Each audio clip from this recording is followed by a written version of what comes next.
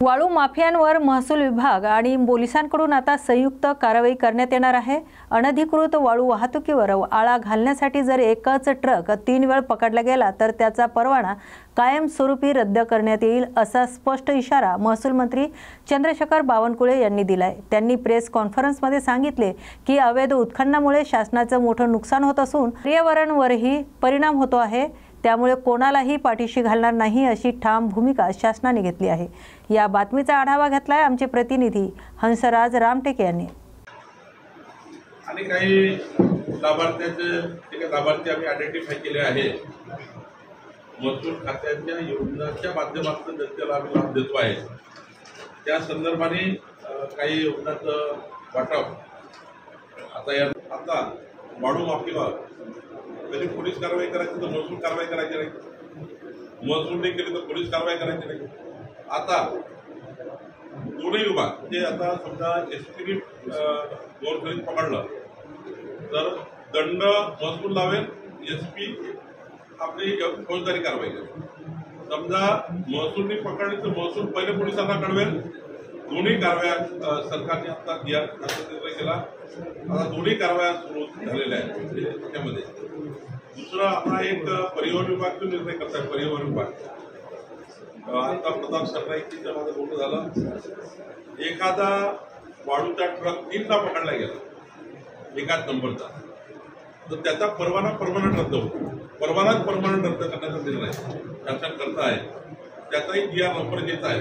आता हा GR आला, दोघांनी कारवाई करायची, संयुक्त कारवाई झाला। शासन निर्णय घेऊन आलो, त्यामुळे आता जरूर असा निर्णय पकडला तो कलेक्टर पहिली कारवाई, महसूलचा दंड आणि यांचा फौजदारी गुन्हा, यांनी पकडला फौजदारी गुन्हा आणि महसूल कारवाई दोन्ही कारवाया होती। आणि तिसरी कारवाई आता परिवहनची होणार आहे। 3 वेळा पकडला गेला, 1ला 1 महिना सस्पेंड, पहिल्यांदा पकडलं, दुसऱ्यांदा पकडलं तर 3 महिन्याचा सस्पेंड, तिसऱ्यांदा पकडला गेला परमनंट।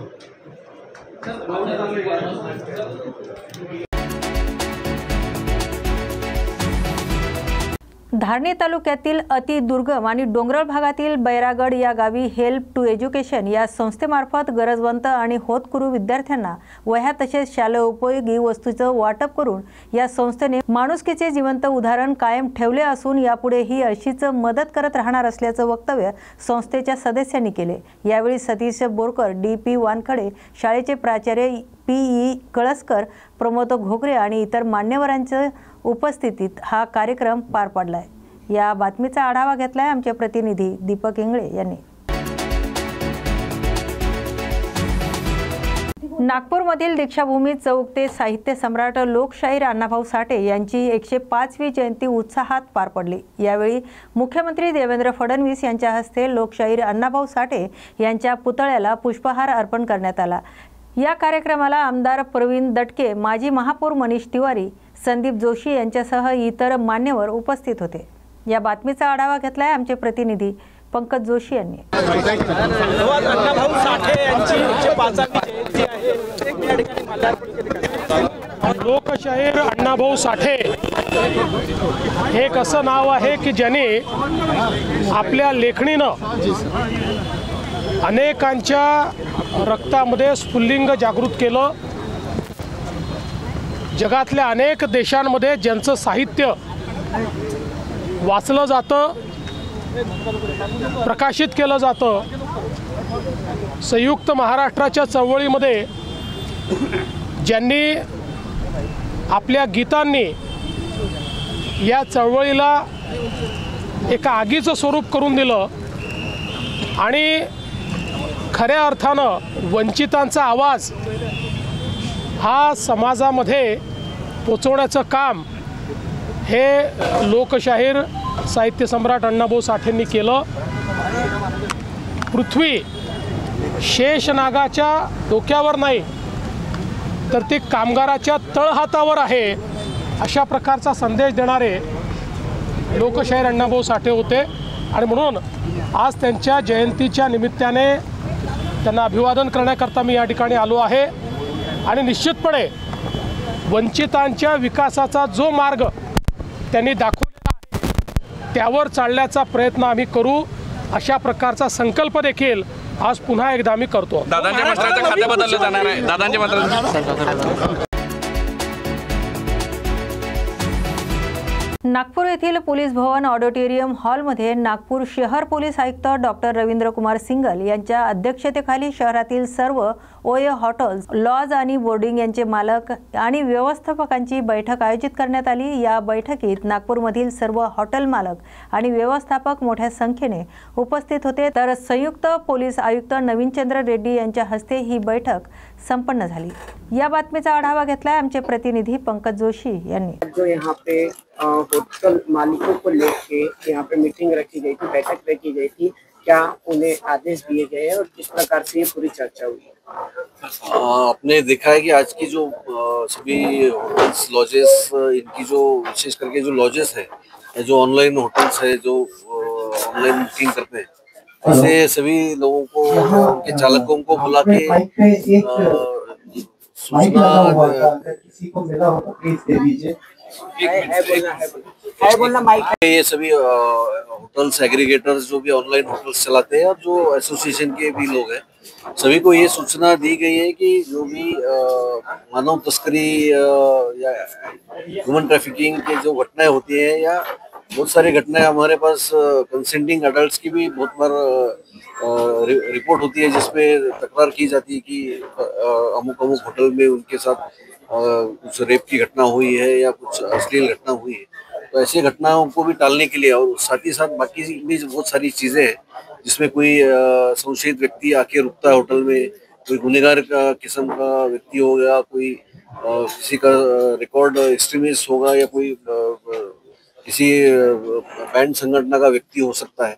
ऐसे किसी भी व्यक्ति की पहचान करने के उद्देश्य से जो आइडेंटिटी कार्ड लिए जाते हैं, जो उनके पास जो भी आधार कार्ड हो या ड्राइविंग लाइसेंस हो और किसी प्रकार का आइडेंटिटी कार्ड होता है, तो उसको ऑथेंटिकेट करना, उनका मोबाइल नंबर ऑथेंटिकेट करना, इन सब चीज़ों के लिए जो सावधानी बरतनी चाहिए, उस बारे में सभी को आज सूचनाएं दी गई. साथ में वहाँ काम करने वाले जो भी लेबर्स होते हैं, या जो भी उनके पास काम करने वाले सिक्योरिटी गार्ड है, मैनेजर्स है, या और कोई लोग होते हैं, उसका भी एक प्रॉपर पुलिस वेरिफिकेशन कर लेना चाहिए. इस तरह की भी सूचना दी गई है. बेसिकली उद्देश्य जो ये है कि क्राइम में किसी प्रकार की सहायता डायरेक्टली या इनडायरेक्टली कोई ना करे, और ह्यूमन ट्रैफिकिंग हो या किसी प्रकार का देह व्यापार हो, ऐसी प्रकार की घटनाएं वहाँ पर ना होनी चाहिए. किसी अल्पवयीन जो व्यक्ति है उसके साथ किसी प्रकार की अनुचित घटना ना हो, इस प्रकार की सूचनाएं उनको दी गई. सर, बहुत सारे ऐसे एक विशेष जैसे होटल मैनेजमेंट की तरफ से माना गया है कि ऑनलाइन होटल शुरू हैं, तो बहुत सारे ऐसे होटल जो रजिस्टर नहीं है, तो उनकी जो रजिस्ट्रेशन या उनकी काउंटिंग कौन सा होटल वर्किंग है, वो कुछ विशेष एसओपी निर्धारित की गई. हमारे पास जब से महाराष्ट्र पुलिस एक्ट का ईज ऑफ डूइंग बिजनेस का उनको परवानगी विदाउट परमिशन भी होटल शुरू करते हैं, तो सिर्फ पुलिस स्टेशन से अभी सबकी माहिती ली जा रही है और एक रिकॉर्ड रखा जा रहा है कि अपने एरिया में कितनी इस प्रकार के होटल्स हैं, और जो भी कोई भी होटल ऐसा नजर आता है तो उनको बुला के सूचना पुलिस स्टेशन की ओर से जो प्रिकॉशनरी सूचना है जो हमने अभी बताई है, इस टाइप की सूचनाएं हम लोग अपने पुलिस स्टेशन के खुफिया विभाग, एटीसी पथक, इनके मार्फत से ज़्यादा से ज़्यादा सभी लोगों को देने का कोशिश कर रहे हैं, जिसकी वजह से क्राइम प्रिवेंशन हो और किसी प्रकार का उनके माध्यम से या वहाँ पर कोई प्रकार की क्राइम ना हो, यही हमारा उद्देश्य है. खासकर ओयो होटल्स में प्रोसिक्यूशन के मामले सामने आए थे, क्या कुछ आपकी तरफ से इस संबंध में दिशा निर्देश दिए गए और क्या कुछ उन पे किस तरह की कार्रवाई बनती है? अभी आपको पता है कि जो पुलिस स्टेशन की ओर से हो या हमारे एसएस ब्रांच हो, और अभी उसी के माध्यम से अभी ऑपरेशन शक्ति भी लॉन्च किया गया, विशेष मुहिम जो लगाई गई कि एंटी ह्यूमन ट्रैफिकिंग की घटनाएं ना हो, या कोई पीटा एक्ट के अंतर्गत कोई जो है देह व्यापार की घटनाएं वहाँ ना हो, जबरदस्ती कोई किसी के देह व्यापार करवाता है तो इस प्रकार की घटना ना हो, इसके लिए भी सूचनाएं दी गई है. और उसी अंतर्गत कोई अगर गलत काम के लिए सहकार्य कर रहा है तो उस होटल वाले चालक पे या उन पे भी कार्रवाई हो सकती है. इस प्रकार की भी सूचनाएं आज दी गई. सर, आईडी कार्ड को लेकर यहाँ पे फेक आईडी कार्ड के काफी सारे मामले सामने आए हैं, जिसमें पुलिस प्रशासन को भी काफी दिक्कतें हो रही है केस सॉल्व के लिए। तो किस प्रकार से होटल मालिकों को इस पर उनको संदेश दिया गया है कि जिससे वो अवेयरनेस पे जो है वो सतर्क रहे? जो होटल चालक या जो एग्रीगेटर है वो अगर आइडेंटिटी कार्ड देखते हैं तो उसको ठीक से वेरीफाई करना चाहिए। कभी कभी फोटो ब्लर रहता है या पुराना फोटो रहता है तो उसको उसी का है या नहीं ये उसने वेरीफाई करना चाहिए। अगर ऑनलाइन वो वेरीफाई नहीं हो रहा है आईडी कार्ड से तो उसका फोन नंबर जो वो देता है तो वो भी वेरीफाई करना चाहिए कि वो फोन नंबर सही है या गलत है, शुरू है या बंद है। और ये भी उनको मतलब विनती की गई है कि ऑनलाइन पेमेंट्स अगर लेते हैं तो कहीं ना कहीं वो ऑनलाइन रिकॉर्ड हो जाता है, तो जो मतलब अज्ञात व्यक्ति है वो भी उसमें रिकॉर्ड में आ जाता है। इस टाइप के जो एहतियात बरतनी चाहिए वो सूचना उनको दी गई है। सर, पाहण्यात आलं आहे शाळेतल्या मुलं मुली पण हॉटेलमध्ये जातात, अशा वेळेस हॉटेल संचालकांना काय निर्देश आहेत? शाळेतलं आपण जो प्रश्न विचारताय, असं कोणी अल्पवयीन मुलगा मुलगी तिथे येत असेल, काही अश्लील कृत्य जर होत असेल तर त्यांची पहिली जबाबदारी आहे की त्यांनी त्यांना तिथे डिस्करेज केलं पाहिजे आणि काही अशा प्रकारची घटना रिपोर्ट जर त्याला माहिती मिळाली तर त्यांनी तात्काळ पोलीस स्टेशनला रिपोर्ट केलं पाहिजे की कुठल्याही अल्पवयीन मुला मुलीचं एक्सप्लॉयटेशन तिथं झालं नाही पाहिजे। त्यांची सुद्धा जबाबदारी आहे आणि ही सूचना आम्ही आज या मीटिंगच्या माध्यमातून दिलेली आहे। अशाच मीटिंग पोलीस स्टेशन लेवलला, डीसीपी लेवलला सुद्धा घेण्यात येत आहेत, ते सुद्धा तिथे सूचना देत आहेत। अंजनगाव सुर्जी येथे तालुक्यातील सर्व मुस्लिम कुरेशी समाजाच्या नागरिकांनी एकत्र येऊन तहसीलदारामार्फत महाराष्ट्र सरकारला निवेदन दिले। कुरेशी संघटनेची अशी मागणी आहे की आम्ही तालुका स्तरावर कृषी उत्पन्न बाजार समितीमधून शेतकऱ्यांचं पशुधन, पाळीव प्राणी, बैल, म्हैस कायदेशीर विकत घेतो आणि त्याची पावती सुद्धा आम्हाला मिळते। पशुधन खरेदी विक्री करणे हा आमचा पारंपरिक व्यवसाय आहे, परंतु गेल्या काही दिवसापासून जिल्ह्यातील हिंदू संघटना, बजरंग दल आणि काही स्वयंघोषित गौशाळा संचालनाचे 10-12 लोक एकत्रित येऊन खरेदी केलेले जनावर आणि पशुधन हे बळजबरीने हिसकावून घेतात। त्यामुळे आमची आर्थिक हानी होते। आमचा पारंपरिक व्यवसाय बंद झाल्याने कुटुंबावर उपासमारीची वेळ आली आहे। तरी सरकारने गोहत्या कायद्यात फेरबदल करून किमान आम्हाला म्हशी, बैल खरेदी व्यवहारासाठी संरक्षण द्यावी अशी मागणी कुरेशी समाजाच्या नागरिकांनी निवेदनात केली। यावेळी मोहम्मद नियाज कुरेशी, मोहम्मद जलील कुरेशी, अब्दुल राजू इत्यादी नागरिकांसह काँग्रेस पदाधिकारी रमेश सावळे आणि काँग्रेस शहर अध्यक्ष प्रदीप देशमुख यांची उपस्थिती होती। या बातमीचा आढावा घेतलाय आमचे प्रतिनिधी दीपक इंगळे यांनी। जैसा सर, हम बाजार से माल लेके आते हैं, दो जनवरी को परमिशन है गाड़ी के अंदर लाने की, पौता बिल्ली के साथ में लेके आते हैं, बाजार समिति की पावती रहती है, लेकिन फिर भी लाए तक्के में हमको जो तकलीफ हो रही है, लूट माप हो रही है गोरक्षक के नाम पर। जो अवैध तरीके के बजरंग दल है, बजरंग दल के तरीके से हमसे लूट माप हो रही है।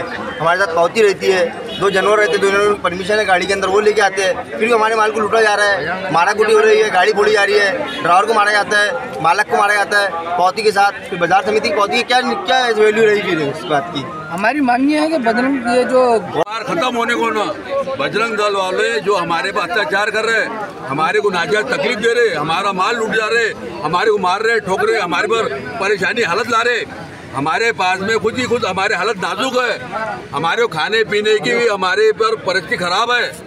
हमारा इसका पूरा करना चाहिए गवर्नमेंट ने और हमारी सुरक्षा देना चाहिए माल के जानवरों के साथ में। तकलीफ है, सारा व्यापार ठप हुआ है, इसमें किसी का कोई जैसा हल नहीं निकल रहा। हमारा मकसद ही है कि भाई जो भी लोग ये व्यापार से जुड़े हुए हैं, ये कारोबार से जुड़े हुए हैं, सबको इसकी सहूलत मिलना चाहिए, सबका इसका मसला हल होना चाहिए। इसमें करोड़ों लोग इससे जुड़े हुए हैं, इसमें कुछ लोग नहीं है, करोड़ों लोग जुड़े हुए इससे।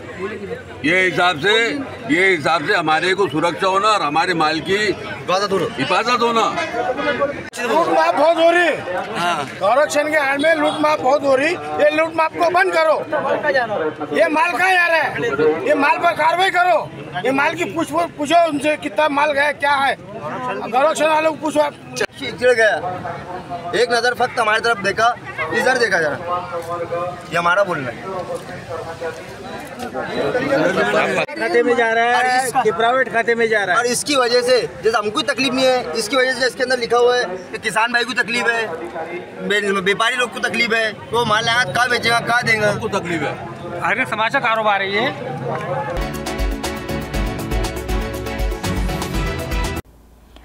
नागपूर महाराष्ट्र इम्पॅक्ट 2025 ही राष्ट्रीय स्तरावरील प्रतिष्ठित परिषद 2 आणि 3 ऑगस्टला नागपूरमध्ये आयोजित होणार आहे।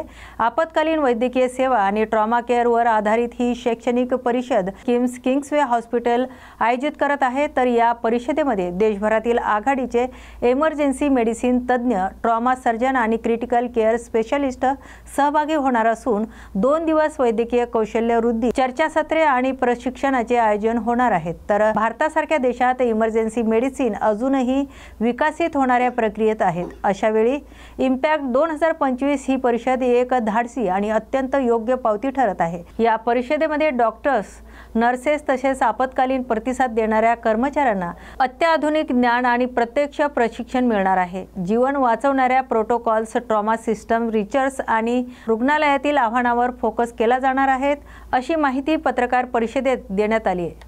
या बातमीचा आढावा घेतलाय आमचे प्रतिनिधी पंकज जोशी यांनी। पे जहाँ पे हम बैठे वहाँ पे रिसर्च पेपर प्रेजेंटेशन होने वाला है और इसके ऊपर जो हॉल है, जो ऑडिटोरियम है, जहाँ पे 600 का सीटिंग कैपेसिटी है, वहाँ पे हमारा मेन कॉन्फ्रेंस होने वाला है और वर्कशॉप भी वहीं पे होगी। तो हमने 4 एसोसिएशन के साथ टाइप किया। पहला तो एक है WHO collaborating centre for trauma and injuries, जो वर्ल्ड की अथॉरिटी है। दूसरा है क्रिटिकल केयर में जो है ISCCM नागपुर ब्रांच। तीसरा है surgeons, association of surgeons Nagpur, जो सर्जरी, ट्रॉमा सर्जरीज करेंगे। और दूसरा है EMA India, emergency medicine associations India. तो ये 4 बॉडीज जो है नेशनल लेवल की बॉडीज, रिकॉग्नाइज्ड बॉडीज, उनके साथ हमारा टाइप है। इसके अलावा neuro surgeons, trauma surgeons, vascular surgeons, इन लोगों का भी सहभाग रहने वाला है, इंक्लूडिंग पीडियाट्रिक सर्जन्स। और डॉक्टर्स के अलावा भी, जैसे आपने पूछा, doctors was some of the important topic which was neglected earlier also. So as we can see, there are many road traffic accidents and many patients who didn't get the proper care in the golden hour management. They lost their life. Or what we can say, the golden hour trauma management is a concept very new and lacking because the skills is not universally equal. Many of the doctors who are in the city area, they are skillful or all have the facility or the equipments, but the doctors who are practicing at the remote level or in the periphery, they don't have that much skill. So by bringing such emergency medicine conference which is focusing on the trauma, we want to uplift all the emergency medicine physicians, including critical care, trauma surgeons, or those doctors who are dealing with the trauma patients. We want to skill them and uplift their managing patients. The quality of care should be improved. So we have tied with 4 associations: the Emergency Medicine Association India, ISCCM Nagpur branch, ASN Nagpur branch, Association of Surgeons Nagpur, and this is the first time in Central India we have tied with the WHO, which is the World Health Organization Collaborating Center for Emergency and Trauma. Dr. Sanju Bhoi, who is the director of emergency medicine at AIIMS Trauma Center, he is one of the keynote speakers for this conference, and he will be there. Also, there will be on Saturday, which is 2nd August, there will be the hands-on training for difficult airway management in trauma patients. It also includes the surgical airway, the bronchoscopic intubations, the awake intubations, and how to manage and save the life in trauma patients.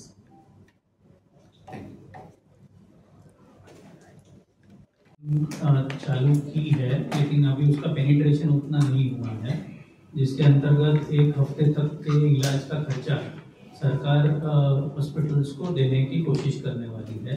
और इसको think Ayushman Bharat के अंतर्गत या जो PMJY scheme है government की, उसके अंतर्गत सरकार करने की कोशिश कर रही है। लेकिन ये तब सक्सेसफुल होगा जब ज़्यादा से ज़्यादा अस्पताल इसके अंदर जुड़ेंगे, और वो तब पॉसिबल होगा जब इसके बारे में जानकारी पहुंचेगी। और जो खर्चा, देखिए इमरजेंसी में ट्रीटमेंट पहले चालू होना ज़रूरी है ना। पैसा हम बाद में देखते हैं। इमरजेंसी में हमारे अस्पताल में या किसी भी अस्पताल में जब पेशेंट आता है तो जो लॉ ऑफ द लैंड है वो ये कहता है कि इमीडिएटली उसकी ट्रीटमेंट चालू होना ज़रूरी है।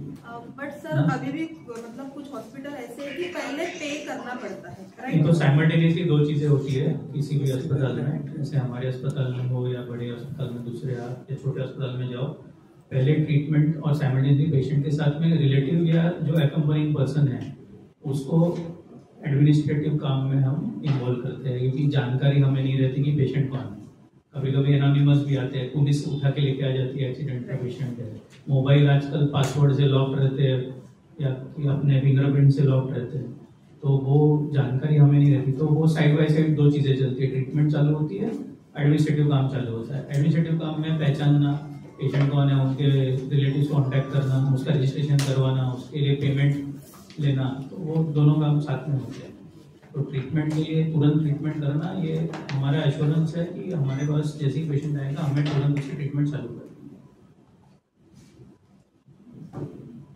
डेटा तो सरकार के डेटाबेस में मौजूद रहेगा, बट एक छोटा सा एक्सपीरियंस जो हमारा एक्सपीरियंस मैं शेयर कर सकता हूँ आपसे।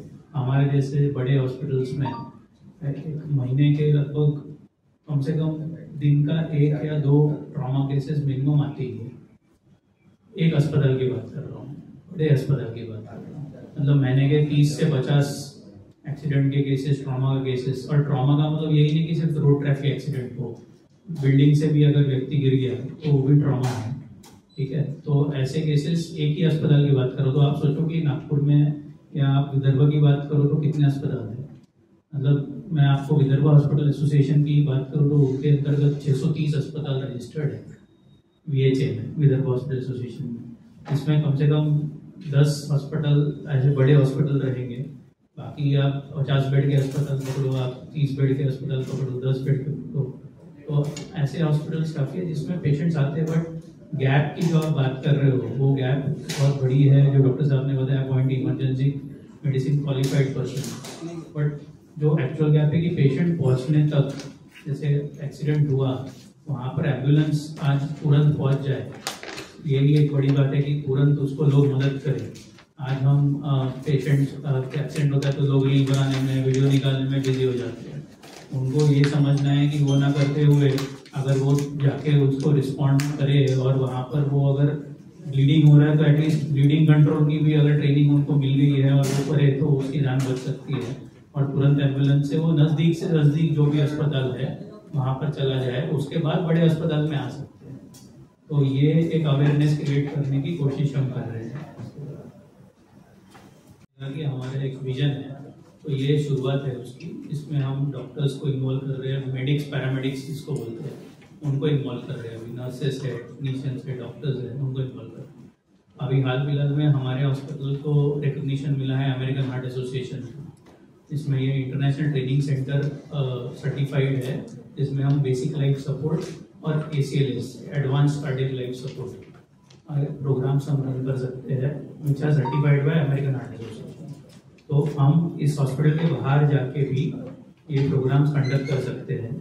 और जो बेसिक्स ऑफ CPR है, और जैसे ब्लीडिंग हो रहा है तो ब्लीडिंग कंट्रोल करने के लिए बेसिक क्या कर सकते हैं, उसके लिए डॉक्टर की ज़रूरत नहीं है।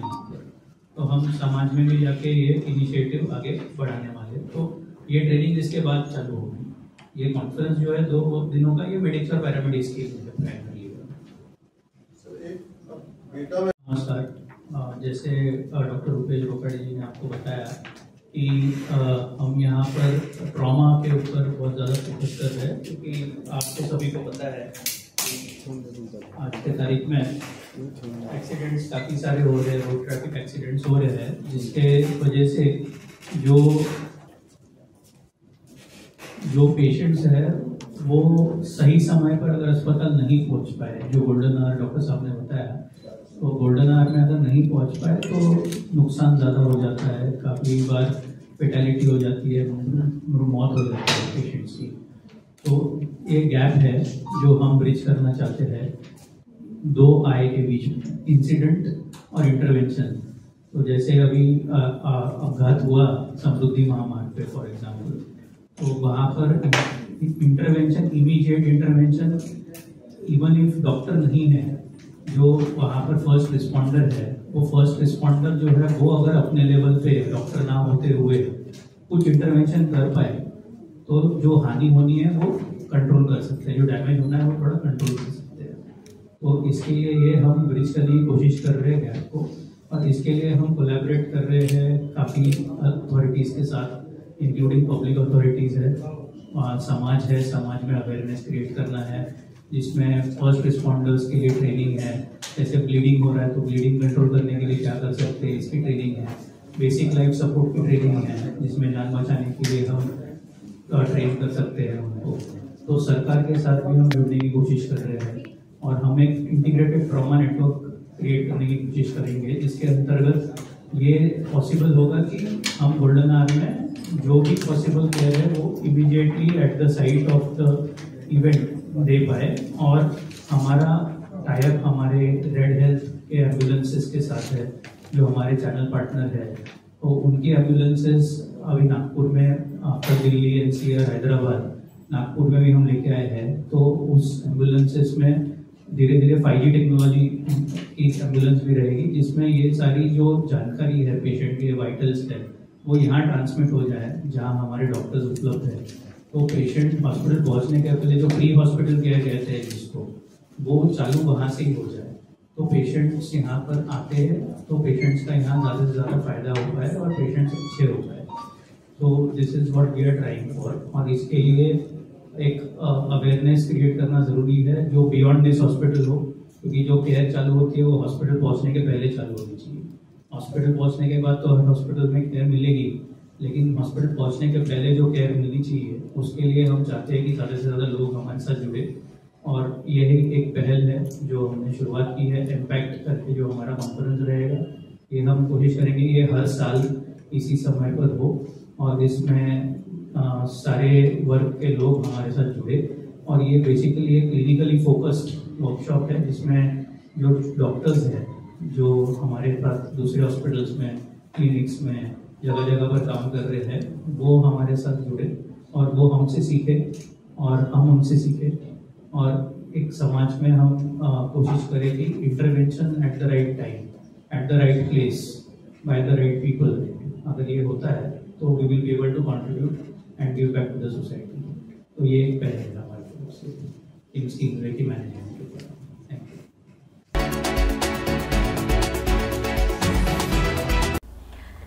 वसमत तालुक्यातील कृषी उत्पन्न बाजार समितीमध्ये आणि वसमत नगर परिषद कर्मचाऱ्याच्या वतीने दत्ता चौगुले सभागृहात लोकशाहीर अण्णाभाऊ साठे यांची जयंती अतिशय उत्साहात साजरी करण्यात आली। तसेच तालुक्यामध्ये ठिकठिकाणी लोकशाहीर अण्णाभाऊ साठे यांची भव्य मिरवणूक काढण्यात आली।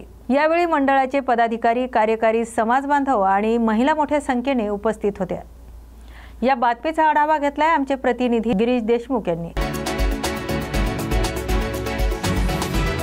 नांदेड जिल्हा परिषदेच्या सीईओ तसेच प्रशासक मेघना कावली यांच्या आदेशानुसार आरोग्य अधिकारी डॉक्टर संगीता देशमुख आणि डॉक्टर संजय मुरमुरे यांच्या मार्गदर्शनाखाली 1 ते 7 ऑगस्टपर्यंत जागतिक स्तनपान सप्ताहाचा शुभारंभ करण्यात आला आहे। यावेळी उपस्थित महिलांना स्तनपानाचे महत्त्व आणि फायदे तसेच घ्यावयाची काळजी याविषयी मार्गदर्शन करण्यात आले। तर या आठवड्यात महिलांसाठी विविध स्पर्धांमधून हिरकणी माता पुरस्कार देण्यात येणार असून बालकांसाठी बालकृष्ण बालक पुरस्कार देण्यात येणार आहे।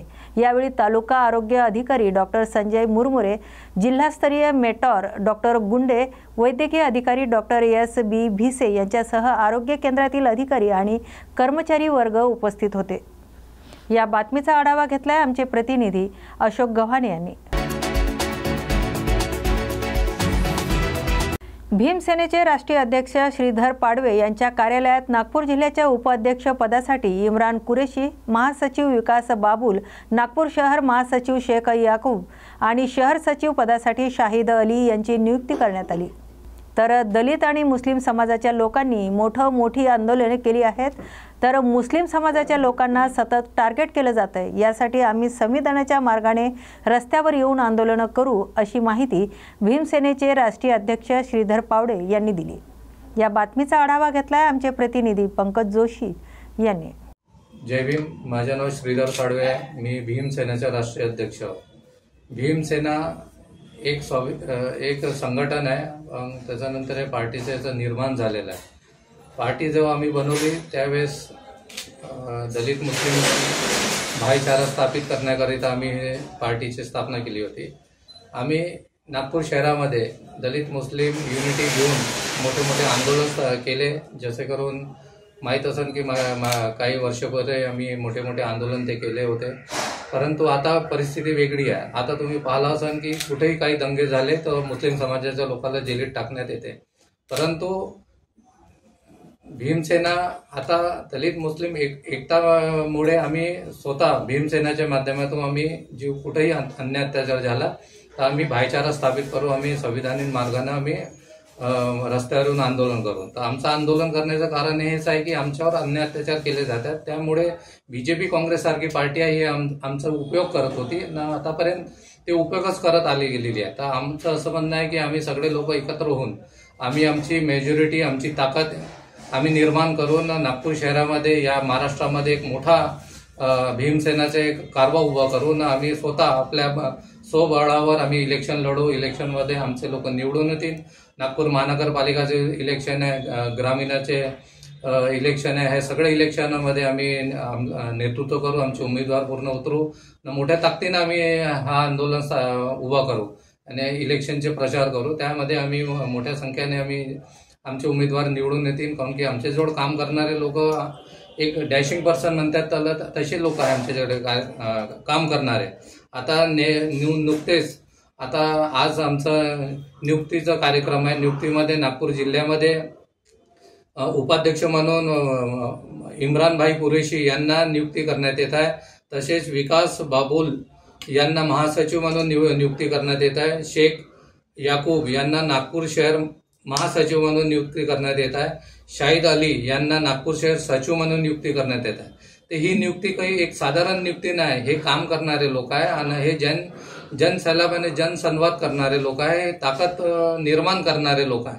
हे जे भीमसेनेमध्ये काम करणारे लोक असते हे ताकदवर लोक असतात, हे पद घेऊन बसणारे लोक नाही राहत। हे आमचे लोक, आमचे जे कार्यकर्ता आहे हे समाजामध्ये जाऊन अन्याय अत्याचारच्या खिलाफ लढतात। जिथं कुठं जर अन्याय अत्याचार झाला तिथं आम्ही लोक तुरंत जाऊन त्यांचं निवारण करतो आणि सगळ्यांना न्याय मिळवून देतो। तर हा न्याय मिळणारा संघटन आहे, हा काम करणारा संघटन आहे। जेवढे लोक हा आपल्या चॅनलच्या माध्यमातून हे माझी बातमी ऐकत असेल त्यांना माझं आव्हान आहे, त्यांना मला हेच सांगायचं आहे की भीमसेना एक दलित मुस्लिम कॉम्बिनेशन म्हणून एक काम करणारा संघटन आहे। ह्या संघटनेच्या माध्यमातून कुठं अन्याय अत्याचार झाला तर आपण तुरंत आमच्या कार्यकर्त्यांना संपर्क करू शकता, या तुम्ही आमच्या कार्यालयामध्ये येऊन आम्हाला सांगू शकता की आपल्यावर कोणते अत्याचार झाले।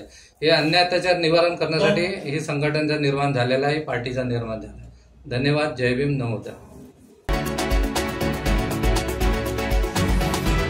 थोर समाजसुधारक, साहित्यरत्न, लोकशाहीर डॉक्टर अण्णाभाऊ साठे यांची 105व्या जयंतीनिमित्त कोल्हापूरचे स्वच्छता दूत अमित देशपांडे यांनी सांगलीतील वाटेगाव येथील अण्णाभाऊ साठे यांची स्वगृही जाऊन त्यांच्या प्रतिमेचे दर्शन घेतले, त्यांना विनम्र अभिवादन केले। या बातमीचा आढावा घेतलाय आमचे प्रतिनिधी अमित देशपांडे यांनी।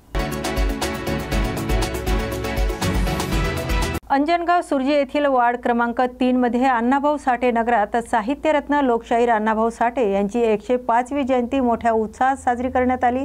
यावेळी प्रथमच भव्य प्रांगणात सर्व समाज बांधवांच्या उपस्थितीमध्ये अनेक समाजातील सुशिक्षित आणि गुणवंत विद्यार्थ्यांचा आई-वडिलांसह सत्कार करण्यात आला, तर सामाजिक प्रबोधनकार समाजाला संबोधित करताना दिसून आले। या प्रसंगी संभाजी ब्रिगेडचे प्रवक्ते प्रेमकुमार बोके, विजय रायबोले, रमेश सावळे, नितेश वानखडे, पत्रकार आणि युवा प्रवक्ते मनोज मेळे, पत्रकार प्रेमदास तायडे, काँग्रेसचे शहर अध्यक्ष प्रदीप देशमुख यांच्यासह अनेक नागरिक मोठ्या संख्येने उपस्थित होते। तर या कार्यक्रमाचे सूत्रसंचालन आणि आभार प्रदर्शन प्रफुल्ल गवई यांनी केले। या बातमीचा आढावा घेतलाय आमचे प्रतिनिधी दीपक इंगळे यांनी। अशाच नव्या आणि ताज्या बातम्या पाहण्यासाठी पाहत राहा न्यूज मराठी 24/7। नवा भारत, नवा विचार।